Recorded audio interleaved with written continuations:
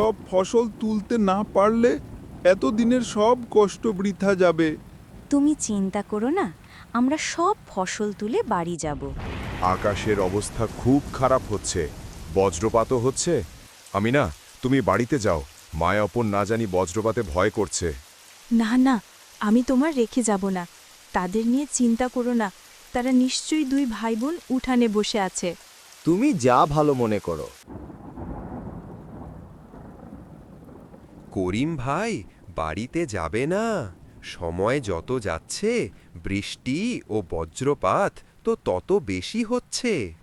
এ সময় আমাদের নিরাপদ অবস্থান নেওয়া উচিত।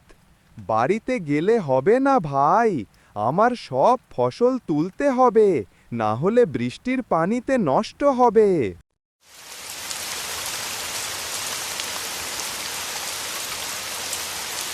তারা দুজন ফসল তুলতেছিল তাড়াহুড়া করে।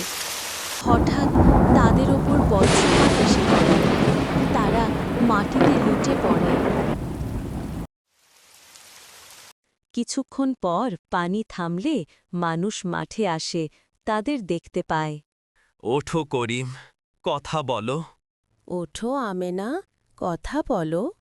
আমিনা আর নেই, আমিনা মারা গেছে। ইন্না লিল্লাহি ওয়া ইন্না ইলাহি রাজিউন। করিম আর নেই, করিম মারা গেছে। ইন্না লিল্লাহি ওয়া ইন্না ইলাইহি রাজিউন। আমার বাবা মায়ের কি হয়েছে আন্টি? শান্ত হও মায়া, তোমার বাবা মা আর জীবিত নেই, তারা মারা গেছে বজ্রপাতে। ইন্না লিল্লাহি ওয়া ইন্না ইলাইহি রাজিউন। করিম ও আমেনার দাফন কাজ সম্পন্ন হয়। তোমরা চিন্তা করো না, মায়া আপন, আমরা তোমার পাশে আছি।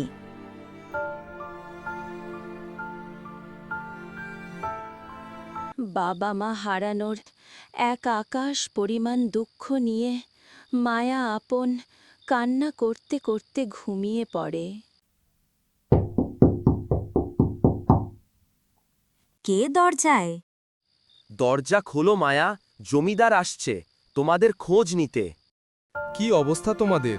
খাওয়া দাওয়া করছো? তোমাদের জন্য খুব মায়া হচ্ছে। হ্যাঁ জমিদার মশাই, আমরা খাওয়া দাওয়া করছি। পাশের বাসার আন্টি আমাদের খাবার দিয়েছিল। তোমরা কি জানো, তোমার বাবা জমিদারের কাছ থেকে টাকা নিয়ে ফসল চাষ করছিল? তোমার বাবা মা তো আর নেই। তোমরা তো তোমাদের বাবা মায়ের আর ঋণের টাকা দিতে পারবে না। আজ থেকে তোমাদের যত জমি আছে সব জমিদার আবাদ করবে। তার বিনিময়ে তোমাদের প্রতি মাসে কিছু টাকা দিবে, যা দিয়ে তোমরা খুব সুন্দর করে দিন কাটাতে পারবে। আমরা জমিদারকে জমি দিব কেন? জমিদার যদি আমাদের কাছ থেকে টাকা পায়, আমরা টাকা দিব, জমি কেন দিব? পিচ্চি মেয়ে, জমিদারের মুখে মুখে কথা। আপু!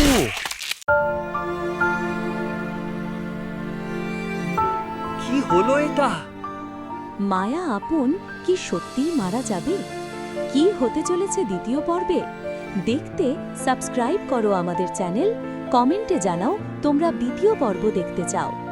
তোমরা দেখছো SR স্টোরি রূপকথা।